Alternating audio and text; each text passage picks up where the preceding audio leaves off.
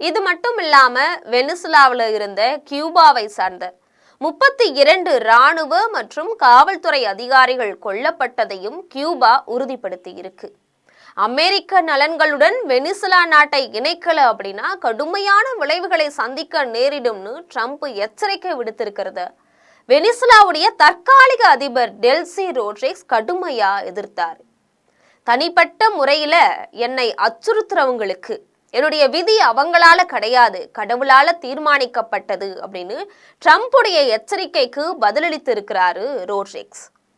அமெரிக்க இராணுவம் கராகஸை ஆக்கிரமிச்சு அதிபர் நிக்கோலஸ் மதுரோவை கைது செஞ்சு சிறையில அடைத்த பின்னர் வெனிசுலாவுடைய இடைக்கால அதிகாரிகள் அங்க இருக்கிற 30-50 மில்லியன் பீப்பாய்கள் உயர்தர எண்ணெயை அமெரிக்காவுக்கு வழங்குவாங்க அப்படின்னு அமெரிக்க அதிபர் டொனால்ட் ட்ரம்ப் அறிவிச்சிருக்கிறார்.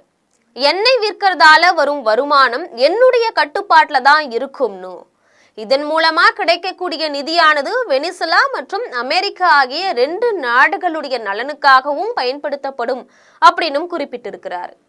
எண்ணெய் தொடர்பான இந்த திட்டத்தை உடனடியா செயல்படுத்த எரிசக்தி செயலாளர் கிறிஸ் ரைட்டுக்கு உத்தரவிடப்பட்டிருக்கு. வெனிசுலாவுடைய எரிசக்தி எதிர்காலம் குறித்து விவாதிக்க அமெரிக்காவின் முக்கிய எண்ணெய் உற்பத்தி நிறுவனங்களின் மூத்த அதிகாரிகள் கூட ஒரு கூட்டம் நடத்துறதுக்காக திட்டமிடப்பட்டிருக்கு. உலகில் அதிக அளவுல கச்சா எண்ணெய் இருப்பு இருந்த போதிலும் வெனிசுலா இப்போ ஒரு நாளைக்கு சுமார் 1 மில்லியன் பீப்பாய்களை மட்டுமே உற்பத்தி செய்யுது. இது அமெரிக்காவுடைய சராசரி தினசரி உற்பத்தியான சுமார் 4 மில்லியன் பீப்பாய்களை விட ரொம்ப குறைவுதான்.